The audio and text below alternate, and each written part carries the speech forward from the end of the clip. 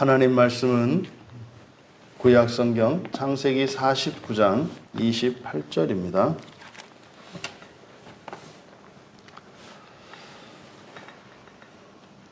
우리 같이 한 목소리로 함께 읽겠습니다.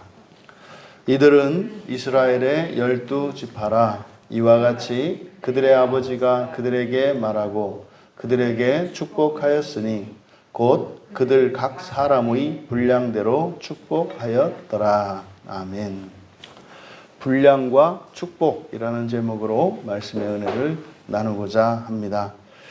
창세기 49장에서 이제 르벤으로부터 시작되어진 야곱의 이 예언, 이것은 저주로 그리고 저주와 축복의 내용을 담고 있습니다. 그래서 이 안에 담겨 있는 저주의 내용과 이 축복의 내용들, 이것은 현재를 기준으로 한 미래에 대한, 종말에 대한 예언이다. 그래서 이들이 현재의 그 야곱의 12 아들들에게 현재적 관점에서의 미래에 대한 예언을 통해서 그들에게 있는 그 복을 지키고 또 그들에게 있는 그 저주를 풀어낼 수 있도록 하려는 것이 이 예언의 목적입니다. 그래서 마지막 유언이기도 하고 또한 자녀들에게 한 이 예언의 말씀, 이것은 오늘날 우리들에게도 이것은 마치 하루하루 살아가야 하는 우리들이 현재의 나의 상태라면 예상되어지는 우리의 미래가 있다.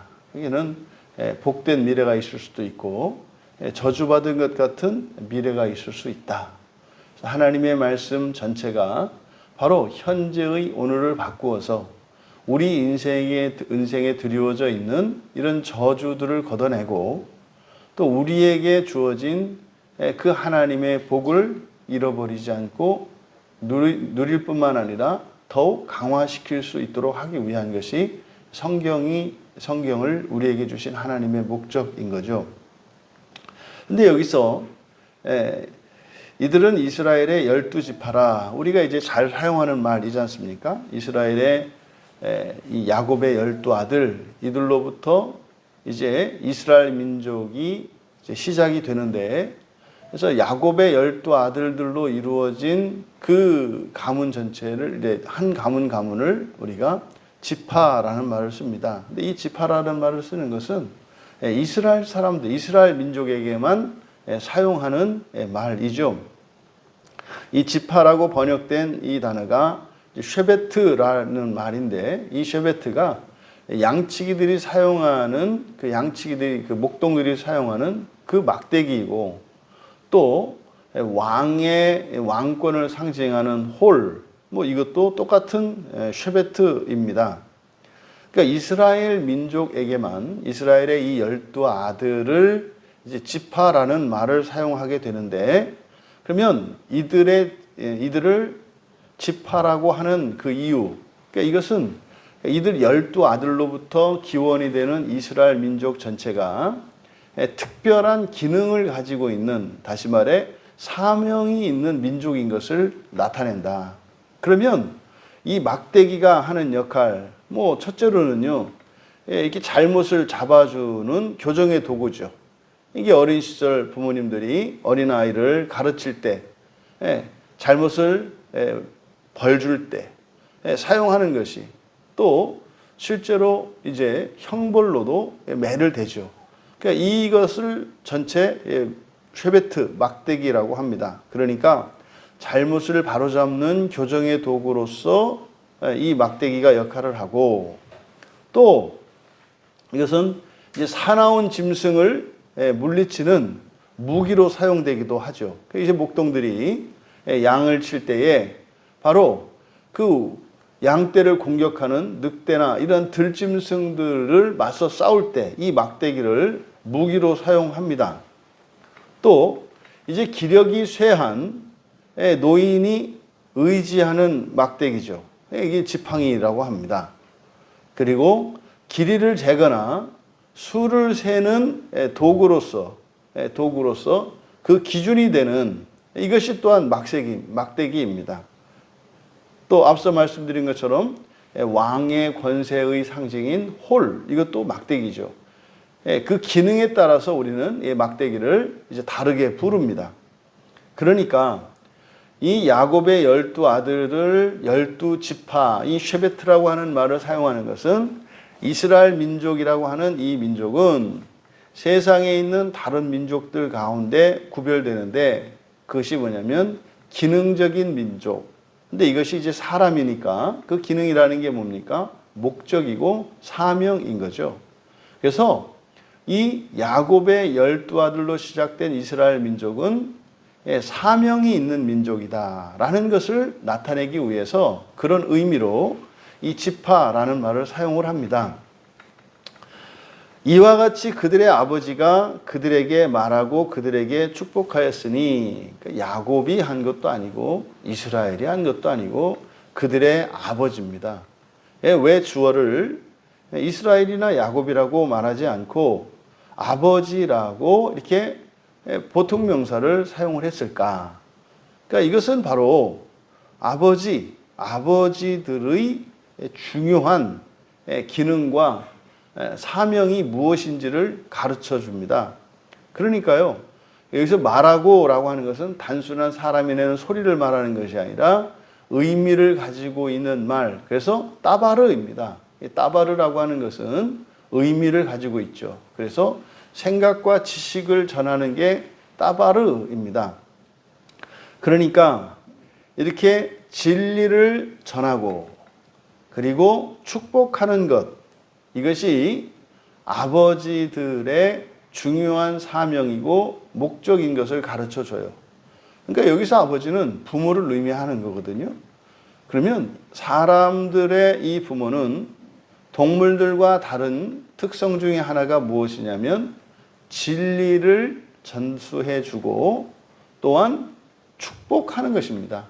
그러니까 진리와 복을 전하는 것, 이것이 아버지의 사명인 것을 가르쳐 주고, 또한 이것은 말의 중요한 기능이 바로 축복과 진리인 것을 또한 나타냅니다. 그러면 이제 축복을 할 때 축복하였으니 곧 그들 각 사람의 분량대로 축복했다, 이렇게 되어 있습니다. 여기서 이제 분량대로 밑줄을 쳐 놓으시고, 그래서 분량대로라고 번역을 한 이것이 뭐냐면 이게 복이에요. 축복하다라고 하는 이 바라크라고 하는 말의 명사형이에요. 명사형 베라카입니다. 그러니까 복대로 축복했다. 직역하면 그러는 거죠. 복대로 축복했다. 그러니까 각 사람의 복대로 축복했다. 그러니까 각 사람이 가지고 있는 복이 있는 거죠. 그 각 사람을 가지고 있는 복에 따라서 축복했다, 이렇게 이야기를 해요. 그러면 각 사람의 복이라는 게 뭔가? 이것은 우리가 이 세상에 태어날 때 타고나는 복이 있고, 그리고 살면서 우리가 만들어가는 복이 있는데, 여기서 말하는 각 사람의 복이라고 하는 것은 하나님으로부터 인격적인 관계 속에서 받고 누리는 복입니다. 그러니까 이것은 언약의 복이죠. 그러니까 이것은 각 사람이 이 세상에 태어나서 살면서 하나님과의 관계 속에서 인격적인 교제가 이루어지면서 우리들은 하나님께 감사와 찬양이 올려지고 하나님은 우리에게 복을 주시죠. 이게 축복하다라고 하는 이 바라크의 의미이지 않습니까? 이 바라크는 우리가 하나님께 찬양하는 것이고 하나님이 우리에게 복을 주시는 거예요. 이게 인격적인 교제 속에서 일어나요. 그러니까 하나님이 복을 주시면 우리는 찬양을 하고, 우리가 감사하고 찬양을 하게 되면 또한 하나님이 복을 주세요. 그래서 하나님과 하나님의 백성들 사이에 인격적인 교제는 복과 찬양으로 이루어지는데, 이 복과 찬양의 주고받음 속에서 신뢰와 사랑이 싹트는 거죠. 이게 이제 하나님과 하나님 백성들의 인격적인 관계입니다. 이 상호작용을 통해서 그래서 하나님과 관계가 깊으면 깊을수록 더 많은 복과 은혜들을 누리는 것이고요. 또 그러면 마땅히 하나님께 그에 대해서 복을 주신 하나님께 감사하고 찬양하게 되는 거죠. 이게 하나님과의 인격적인 교제 속에서 생겨나는 자신의 복이에요. 그러면 태어나는 사람마다 환경과 또 시대와 이것이 다 다르지 않습니까? 흔히 말하는 타고난 복. 이게 무슨 복입니까? 이것은 부모가 자녀에게 줄 수 있는 복이에요. 그러면 복이라고 하는 것은요, 각 사람의 복이 있고 또 부모로부터 물려받는 복이 있는 거죠. 그러니까 지금 야곱이 그 아들들에게 축복하는 이 복은 야곱이 태어나면서부터 받은 부모로부터 물려받은 복이 있어요. 아버지 이삭으로부터 물려받은 복이 있잖아요. 그리고 그 복을 받고 태어나서 살면서 그가 하나님과의 인격적인 교제 속에서 하나님으로부터 그가 받은 복이 있어요. 그러니까 이게 마치 그것을 재산으로 생각을 하시면 되죠. 부모로부터 물려받은 재산이 있고 또 물려받은 재산을 가지고 자기가 불린, 증식시킨 재산이 있잖아요. 그것이 또 자기의 자녀에게 물려지잖아요. 그러니까 복도 마찬가지다 이 말이에요. 그래서 부모로부터 물려받는 복이 있고 또 내가 하나님과 인격적인 교제 속에서 쌓아가는 그런 복도 있다. 이렇게 이제 우리가 그것을 이 말씀에서 알 수 있어요. 그래서 각자 자기의 복대로 축복하였다. 그러면 자기의 복대로라고 하는 것은 바로 12아들들에 따라서 야곱이 했던 예언들을 말하는 거죠. 그러니까 어떤 이들에게는요, 이게 저주가 복과 같은 거예요. 어떤 이들에게는 복이 복인 거고 말이죠. 이제 우리가 저주에 대해서 분명한 그 의미를 알게 되었지 않습니까?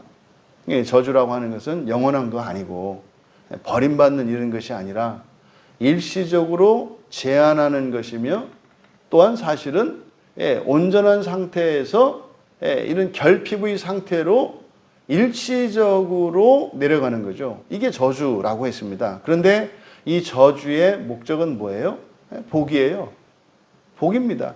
그러니까 하나님께서 우리에게 주시고자 하시는, 다시 말해 하나님이 우리에게 이미 먼저 주신 복과 은사들, 이것이 선에 기여하지 않고 악에 기여할 때 하나님께서는 그 피해를 최소화하기 위해서 억제하시고 그것을 낮추시는 것을 저주라고 한다.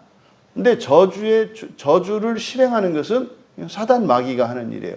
왜냐하면 하나님은 복의 근원이시고 복을 주시는 하나님이시기 때문에. 그러니까 저주를 주시는 방식은 뭐예요? 하나님이 보호하시던 억제하시던 이 손을 거두시는 거죠. 하나님이 이 보호하시던 그 울타리를 거두심으로써 그러면은 사단 마귀가 달려들어서 제한하게 되고 이렇게 하는 거죠. 그렇게 하시는 목적은 뭐다? 온전히 하나님의 구원의 뜻을 이루시기 위하여, 그리고 하나님이 사랑하시는 하나님의 자녀들이 죄를 지음으로써 그들이 감당해야 하는 그런 악, 그리고 이 죄벌을 최소화하기 위한 하나님의 은혜의 방편이다. 그래서 저주의 궁극이 어디겠어요? 그게 지옥인 거죠. 지옥인 거죠. 그러니까 성경에서 하나님이 우리를 구원하시는 방식이 순종과 불순종이고 거기는 복과 저주다. 이것은 결국 하나님께서 구원하실 자를 반드시 구원하신다는 거죠. 그러니까 어떻게 하나님이 우리를 반드시 구원하시는가? 그러면 순종할 때도 구원하고 불순종할 때도 구원하신다는 것인가? 그렇죠. 그렇죠. 그래서 하나님 말씀에는요, 한치도 어긋남이 없는 거죠. 그러면 여기서 이렇게 복을 따라, 각 사람의 복을 따라 축복하였다. 지금 여기에서 우리들이 알 수 있는 것, 이 28절은 49장의 12아들들에게 저주와 축복을 한 종말론적인 예언에 대한 말씀인데, 이 정리를 하면서 우리가 알 수 있는 것, 그리스도인은 사명을 위해서 산다는 것을 알 수 있습니다. 그러니까 이것을 한목적적 존재라고 하죠. 그러니까 사실은 넓게는 사람이라고 하는 존재 자체가 사명이 있고요. 목적이 있어요. 이 세상에 태어난 목적이 있고 이 세상에 태어난 목적, 그것이 사명이지 않습니까? 예, 뭐 목적이 이끄는 삶에서 진짜 우리 나눔할 때도 이야기가 나왔는데 맞죠. 사람은 목적이 있어요. 이 세상에 태어난. 그저 먹고 마시고 즐겁고 이거는 사람이 아니에요. 예, 그는 이 세상에 있는 생명을 가진 모든 것들도 그런 삶을 사는데 그거는 사람과 동물을 나누는 중요한 차이점이 뭐다? 바로 사명과 목적입니다. 목적이 있다 이 말이죠. 그 사명, 그래서 사람은 자신의 사명을 발견해야 합니다. 그래서 자녀들을 교육할 때 어릴 적부터 사명감을 심어주는 게 너무나 중요합니다. 네가 왜 살고 있는지, 왜 우리 집에서 태어났는지, 왜 네가 우리의 아들과 딸로 태어났는지, 그리고 여러분들이 가지고 있는 저 같은 경우에는 왜 이 김씨 집안에서 태어났는지, 이 시대에 이 지역에서 왜 태어났는지 하는 분명한 사명의식을 가르쳐 줘야 해요. 근데 말입니다. 놀랍게요. 우리나라가 이렇게 일제에게 우리나라의 주권을 뺏기기 전에 조선시대까지만 하더라도 흔히 말하는 양반들이라고 하는 집안에서는 분명한 사명의식이 있죠. 왜 태어났는지, 네가 무엇을 해야 되는지를 분명히 가르쳐 줍니다. 이것은 유교의 국가 중심적인 이 인생관을 가르치죠. 나라에 충성하고 부모에게 효도하기 위해서 사는 거다. 그러니까 어린 시절에 분명한 이 목적의식, 사명감이 모든 사람들에게 가르쳐져요. 그러니까요, 이렇게 어린 시절부터 이 아이들이 사명감을 가지고 살아가기 때문에 인생의 방향성이 생깁니다. 그러니까요, 인생의 시련과 도전이 온다 할지라도 거기서 굴복하는 것이 아니라 오히려 인생에 닥치는 이런 환난을 통해서 더욱 강해지고 더 능력 있는 사람으로 변해가죠. 왜요? 그런 역경과 시련 속에서도 목표를 포기하지 않고 그것을 향해서 나가니까. 그러니까요, 인생에도 발전이 있고 역사에도 발전이 있는 거죠. 그럼 이 시대를 볼까요? 이 시대를 살아가는 사람들, 어른들에서부터 어린아이에 이르기까지 어떻게 살고 있는가를 보십시오. 만약에 여러분들이 여러분 자녀들에게 인생의 목적과 사명감을 심어주고 있다면 아주 잘하는 일입니다. 근데 만약에 그렇지 않았다면 사람에게 동물적인 수준으로 사람의 인생을 동물의 수준으로 끌어내린 거죠. 목적이 없는 인간이다. 사명감이 없는 그리스도인이다. 아무 의미 없습니다. 그저 이 세상에서 배부른 돼지 마냥 살다가 그저 진주 목걸이나 목에 걸고 말이죠. 그렇게 살다가 장렬하게 지옥에 떨어지는 게 그게 인생이겠습니까? 아니죠. 분명히 사람들 중에서도 그리스도인들에게는 분명한 목적이 있고 분명한 사명이 있다는 것을 가르쳐주고 실제로 우리 자신도 이제부터라도 우리들이 이 세상에 태어난 목적이 무엇이며 사명이 무엇인지를 발견할 수 있어야 합니다. 이것이 어린 시절에는 가르쳐줘야 되겠습니다만 점점점 자라면서 부모로부터 가르침을 받았던 그 사명감이 이제 바뀌는 거죠. 그러니까 지금 여기에서 이스라엘이 유언하는 이 장면을 통해서 사명과 관련해서 인생의 목적과 관련해서 우리가 얻을 수 있는 그 첫 번째 교훈은 뭡니까? 공통적인 사명이 있어요. 그게 뭡니까? 진리를 전수하는 것이고 축복하고 찬양하는 거예요. 사람이 사람에게 진리를 듣고 진리를 전달하는 사명이 있고 그것이 우리가 이 세상에 태어난 중요한 목적이에요. 뭐가요? 진리가. 그리고 두 번째로는 바로 축복과 찬양입니다. 이것은 어느 누구도 예외가 없는 거죠. 그러니까 이것은 일반적인 공통적인 사명, 목적이라고 할 수 있겠죠. 그러니까 이 복을 추구하는 것, 우리가 보통 이것을 행복이라고 합니다. 맞는 거죠. 그러니까 인생의 중요한 목적 중에 하나가 행복이 맞는 거예요. 그런데 이 복은 두 종류의 복이 있다는 거죠. 물려받는 복이 있고 만들어내는 복이 있고. 그런데 이 복의 근원은 누구세요? 창조주 하나님이세요. 그러니까 우리의 인생의 시작은 사실은 예수 그리스도를 통해서 하나님을 알고 하나님을 믿을 때 시작하는 거죠. 왜요? 거기에 진리가 있고 거기에서 복이 나오고 그리고 복을 주신 그 감사할 수 있는 하나님이시기 때문에 그런 거죠. 그럼 두 번째로, 그러면 이 사명, 목적의식, 인생의 목적의식이라고 하는 것은 그것이 우리의 사명이 되는데, 이 인생의 목적, 인생의 사명에는 무엇이 동반된다는 거예요? 복이 동반된다는 거죠. 하나님의 은혜는 말입니다. 복을 베풀어 주시는 방식이잖아요. 은혜라고 하는 것은 값없이 거저 주는 것인데 그때 주는 것이 복이란 말이에요. 그러면 인간의 이런 목적의식과 인간의 사명에는 하나님이 주신 그 사명에는 거기에는 반드시 복이 동반됩니다.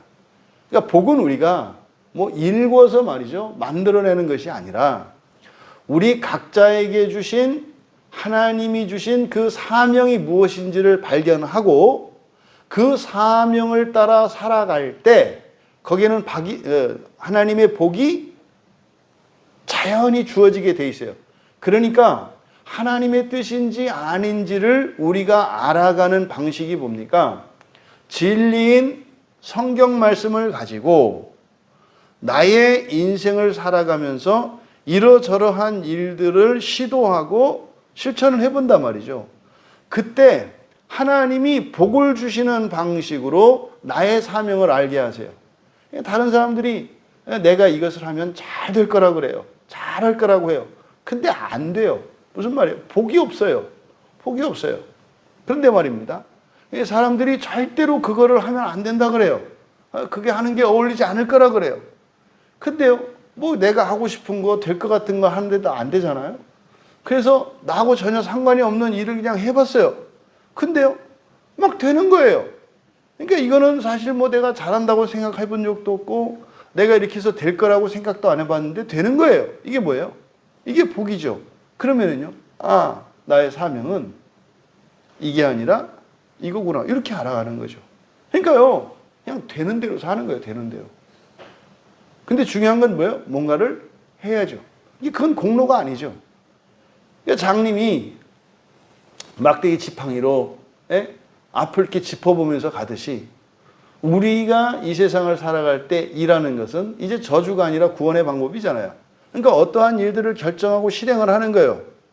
이렇게 눈먼 사람이 지팡이로 더듬어서 길 보고 가는 듯이 우리의 인생을 살아갈 때 그 인생이 우리가 가야 할 길, 그것이 사명인지 아닌지 어떻게 안다?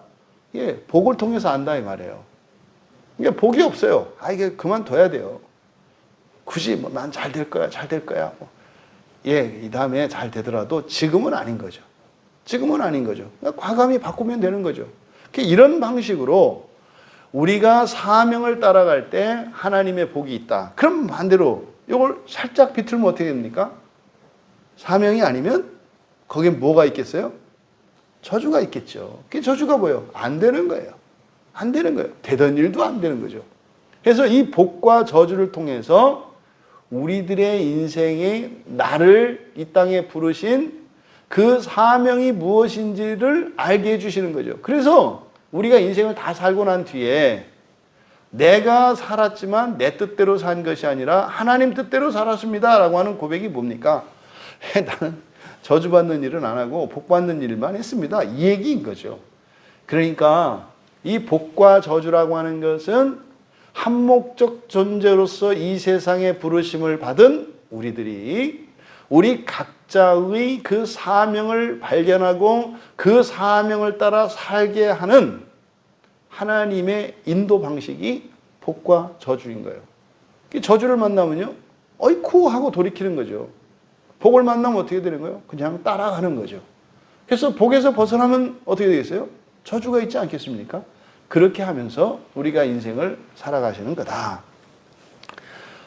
조심할 것이 있습니다. 그래서 여러분, 우리들이 인생을 살아갈 때 그래서 저주라는 것이 꼭 필요하다. 우리가 인생을 살아가는 것, 인생을 즐겁게 살아가는 것을 목표로 할 때 저주는 우리에게 꺼려지는 것이고 있어서는 안 되는 악이에요. 그런데 사명이 우리의 목적이 되면, 사명이 우리의 목표가 되면 저주는 없으면 안 돼요. 왜요? 방향을 잃어버리기 때문이에요.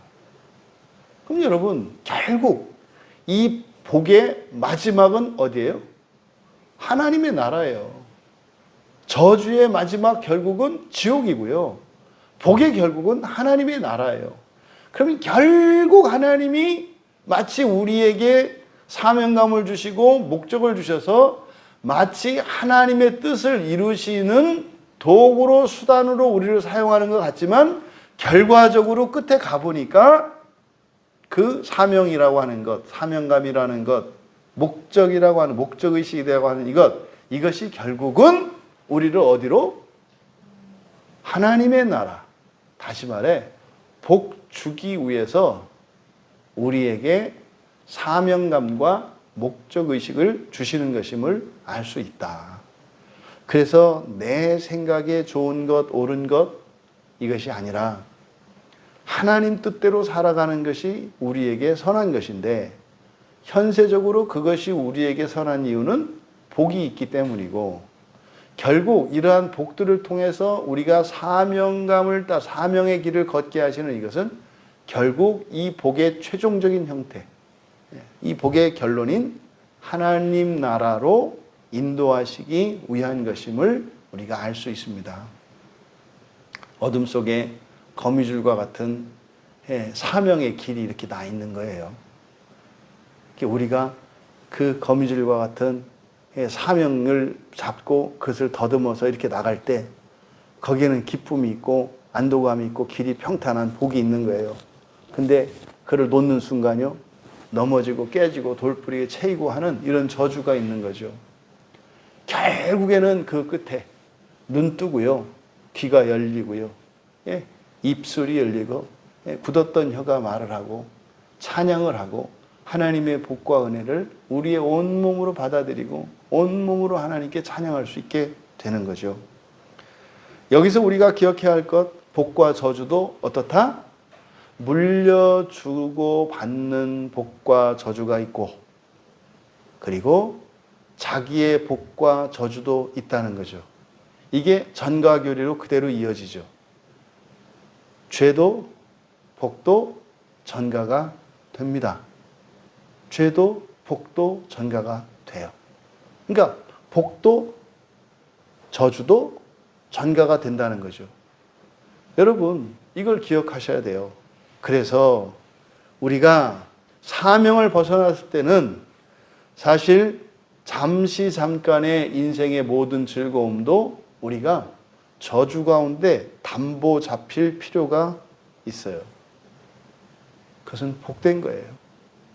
그래서 이 야곱의 예언 속에 목적의식을 잃어버렸고 사명의식이 없는 그 자녀들에게는 과감하게 저주를 예언했다고요. 근데 이 저주는 영원한 것이 아니다. 어디로? 사명의 자리로 돌아오도록 하기 위한 하나님의 은혜의 방편이다. 그러니까 사실 그 저주 자체는 악한 겁니다만 당사자들에게는 복된 일이죠. 사명 없는 삶은 안타깝고 어리석은 일입니다. 왜요? 거기에 복이 있고 그것이 없을 때 저주가 깃들여지기 때문입니다. 이때 우리 각자가 얻는 복과 저주, 그리고 물려받고 물려주는 복과 저주가 있다는 것을 기억해야 한다. 그래서요, 우리가 저주를 두려워하지 말고 또 이 복을 소홀히 하지 말고, 하지만 복과 저주가 아니라 우리의 더 큰 목적은 어디에 있어야 한다? 사명에 있어야 한다. 사명에 있어야 된다. 왜요? 지고의 복을 누리기 위한 것입니다. 사명의 끝에 있기 때문에 그래요. 사명의 길에 복이 있습니다만 사명의 그 끝에 우리를 위하여 예비하신 그 하나님 나라의 복이 있기 때문이다. 여러분들이 사명을 따라 살아가시며 그 복을 날마다 더 받고 쌓으시기를 바랍니다. 그리고 그것을 여러분들의 자손들에게 물려주시기를 바랍니다. 어쩌면 우리가 1세대 신앙을 가진 사람이라면 이제 여러분들은 여러분 가문에 여러분 선조는 물론이요 여러분 자손들에 이르기까지 복의 근원이 되신 거예요. 여러분 가문에서는. 근데 이 복은요 자손에게만 전가되는 것이 아니라 복은 부모에게도 조상에게도 전가가 된다. 그리고 이 저주는 죄의 결과지 않습니까? 이 저주 또한 전수가 되는데 이거는 자손들에게 또한 전수가 된다. 이렇게 우리의 자녀들은 우리들로부터 물려받은 복을 기반으로 해서 또 각자의 복을 더욱 쌓아 우리가 그들에게 전해줬던 복보다 더 큰 복을 그 자녀들에게 전수할 수 있기를 바랍니다. 야곱이 그랬죠. 내 아버지가 주는 복은 내 아버지가 나에게 주었던 복보다 더 크다. 이렇게 날마다 세대를 이어가며 더 큰 복이 전수되어지고 각 세대에서 새로운 복들을 받아 누리며 축적하는 복의 인생이 되시기를 또 복의 가문이 되시기를 주님의 이름으로 축원합니다. 존귀하신 하나님, 복에 대하여 저주에 대하여 다시 한번 이것이 참된 하나님의 선하신 뜻 안에 있는 은혜의 수단인 것을 깨닫게 되었습니다. 복 주시기 원하시는 하나님, 그래서 그 복을 주시기 위하여 저주도 주시는 하나님, 결국 하나님 이 복과 저주를 통해서 저희들로 하여금 하나님께서 계획하신 그 거룩한 목적을 위하여 살게 하는 것이며 마침내 그 사명을 따라 살아갈 때에 모든 복을 누리게 하시고자 하시는 것이 하나님의 거룩하고 선하신 뜻인 줄 다시 한번 깨닫게 되었습니다. 저희들이 인생에 있을 또 저희들 인생에 드리워져 있는 저주를 두려워할 것이 아니요 오히려 이 저주를 통하여 더 큰 복으로 나아가게 하시고 또한 저희들이 하나님으로부터 받고 쌓은 이 복을 자녀들에게 물려주어서 정말 대대손손 복에 복을 더하는 믿음의 가정들, 복된 가정들 다 되게 하시고 세대를 더하여 갈수록 모든 저주는 사라지고 복이 넘치는 믿음의 가정들 되게 하옵소서. 감사하며 예수님의 이름으로 기도하옵나이다.